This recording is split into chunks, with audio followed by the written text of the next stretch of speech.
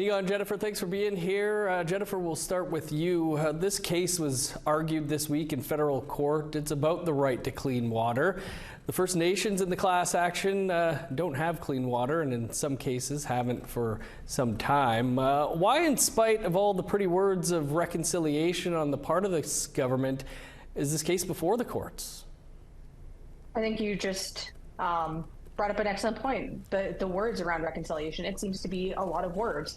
And, you know, we've been looking at the history of this Liberal government over the last 9 years, and it's just becoming very, very disheartening, the amount of time that First Nations people in this country need to spend in court fighting for rights.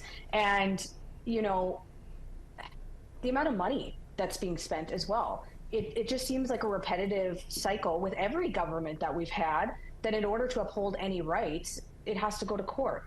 And I saw the news article title that said, we don't really have an obligation to provide clean water. Yeah, but I would argue against that, because if the country is actively playing a role in dismantling the rights of Indigenous people and attacking our waterways and stuff like that, where does the right thing to do come into play here? And I think that this is just a prime example. This Liberal government spent more on fighting First Nations in court than their predecessor, the Harper government.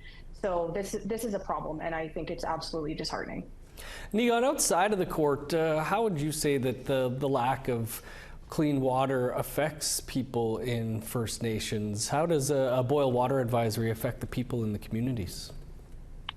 Just to add to one thing to what Jennifer just said, it's preposterous, the government's argument that there isn't an obligation. I mean, the reality is the government created this problem. Well, subsequent federal governments created this problem, so they have an obligation to fix it.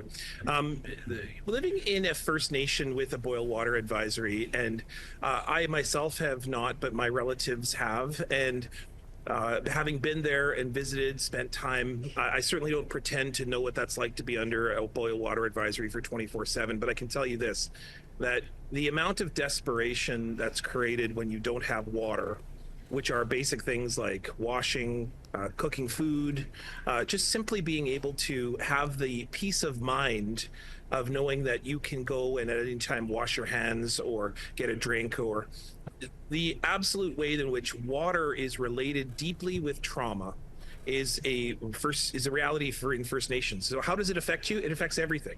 It affects your parenting. It affects the ways in which you go to work. It affects the way in which you wake up in the morning. Imagine waking up in the middle of the night and doing what Canadians are privileged to do every single moment of their lives, and nobody ever questions, and absolutely nobody would ever interrupt, which is to get a drink of water in the middle of the night.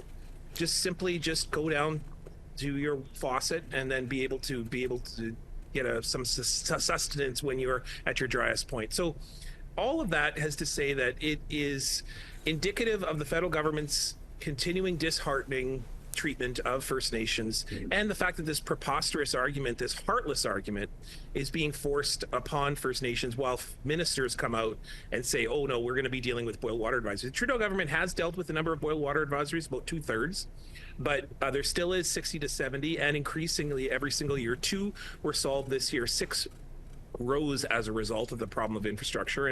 And the fact is that this is something that just about treating people like human beings, that this is all about. Yeah, it reminds me of when Winnipeg had to do that boil water advisory for like maybe a couple of days, and Shoal Lake 40 was still without water. Jennifer, Canada's argument, you touched on it, is that they have no legal duty to provide clean drinking water, and that nothing is preventing a community like Shamattawa from helping itself. What do you make of that argument? I think that's a really lazy argument. I think, we've seen over the last how many years, even beyond our time, where there are constant decisions being made that affect the sovereignty and well-being of First Nations. And then at the end of the day, it's, well, why don't you help yourself? And why do we need to help you? But there's been constant, since it predates Canada's existence, that there's been decisions made from people that are not First Nations that affect First Nations, including, multiple government policies and the Indian Act. And then they come in and say, well, why don't you just help yourself? Well, why should nations be on the hook for coming up with dollars from whatever various areas to fix a mess that essentially at the end of the day is at the feet of the federal government? And access to clean drinking water should not be a controversial issue. And further to Egon's point about, them lifting the long-term water advisories, that's another issue right there. Is we read the Auditor General's report and it highlights that the federal government is putting interim and non-sustainable solutions, and just because a long-term water advisory has been lifted doesn't mean it's not susceptible to being in short-term. And if they continue to underfund water treatment plant operators on nation, again, it's just setting nations up to fail. And it's like, here, sorry about all of the very, very oppressive government policies over the last 100+ years. Now figure it out and fix it for yourself. No, I think that's completely unacceptable. And I think this paints a very important picture that despite the words that are said, it is not reconciliation. And Egon, quickly here, whether Canada has a legal duty or not to provide First Nations with safe drinking water is now in the hands of a judge. That judge is Justice Paul Favel from the Poundmaker Cree Nation in Saskatchewan, who grew up himself without clean drinking water at times. Do you think that might have any impact on this case? Well, I think that Canadian judges all the time have contradictions that they deal with. Many of them have investments in companies they have to make decisions upon. Canadians have to operate in laws and societies that oftentimes are racism. They belong to political parties.